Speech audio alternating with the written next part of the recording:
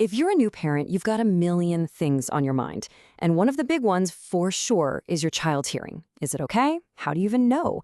It's a question pretty much every parent asks, and today we're going to break it all down with a really simple guide. So, here's what we're going to cover. We'll start with why that first year is so important. Then we'll get into the fun stuff, the hearing milestones you can watch for. We'll also talk about the signs that might point to a problem. After that, we'll look at the common causes and some simple solutions, and we'll finish with what is truly the most important piece of the puzzle, why acting early is a total game changer. All right, let's dive right in with the most important time frame, that very first year. This isn't just about them getting bigger. When it comes to hearing, these first 12 months are an absolutely critical window for their development. At the end of the day, it all boils down to this one question, right? It's the thing that's in the back of your mind as you're watching them. And the great news is you're not just guessing in the dark. There are really clear ways to get some answers and peace of mind. So, why all the focus on the 12-month mark? Well, the science on this is really clear. For things like hearing aids to have the biggest possible impact on a child's brain and their ability to learn language, they have to be started before that first birthday. It's like a developmental deadline you really want to meet. Okay, so how can you keep tabs on this at home? What should you actually be looking for? This is where you get to be a bit of a detective. We're going to give you a simple roadmap of hearing milestones so you can become a super informed observer of your own baby's journey. What I love about this is you can really see how it all builds step by step. At just 1 month, it's a tiny thing. They just pause when the vacuum turns on. But then by 4 months, they're actively looking around for where that sound came from.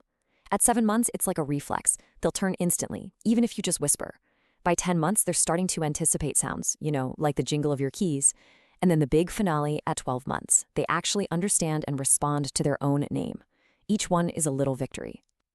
But, of course, life isn't always a perfect checklist. So what if you're not quite seeing those milestones? Sometimes the signs of a hearing problem are a little more subtle. It's not always about not reacting to a loud bang. Let's talk about what those other red flags could be. Here's the most important thing. Trust your gut. You know your child. If you feel like they consistently just don't react when you talk to them, or they seem to be in their own world during conversations, that's a big one. Same with the TV. If it's cranked up and they don't even seem to notice, pay attention to that. Down the road, things like delays in their speech or even trouble in school can often be traced all the way back to hearing. Sometimes a teacher is actually the first person to flag it. And this is a point that so many of us miss. It's fascinating.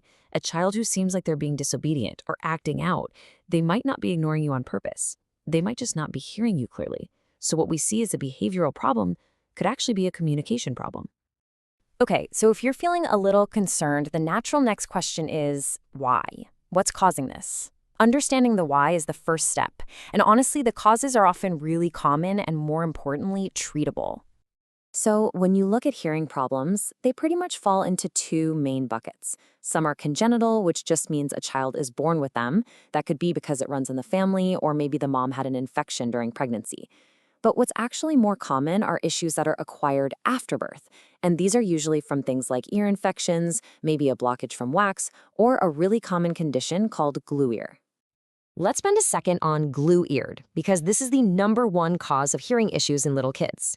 Basically, after an ear infection, some sticky fluid can get trapped in the middle ear, and it stops the eardrum from working properly. The good news? It's super common, and doctors have very straightforward ways to treat it. And that brings us to our last and, frankly, most crucial section. If you're worried, what do you do next? The great news is that the path forward is simple, it's accessible, and taking that first step early changes everything. Okay, I really want this to sink in because it's a huge misconception. You do not have to wait. Hearing can be tested accurately at any age. A newborn, a 1-month-old, it doesn't matter. There is no such thing as being too young for a hearing test, period. So what's the game plan? It's as easy as 1, 2, 3. Number 1, and we've said it before, trust your instincts. You are the expert on your child. Step 2, just see your family doctor. Tell them what you've been noticing. And step 3, they will help you arrange a proper hearing test. That's it. It's a clear, simple path forward. And I know you might be worried about the test itself, but please don't be. These tests are not uncomfortable at all. They are designed specifically for little ones, and the people who do them are total pros at working with kids. They know all the tricks to make it easy and get good results. If there is one single thing you take away from all this, let it be this right here. It's the message from every single expert. The earlier a hearing problem is found, the better the outcome is for your child's future.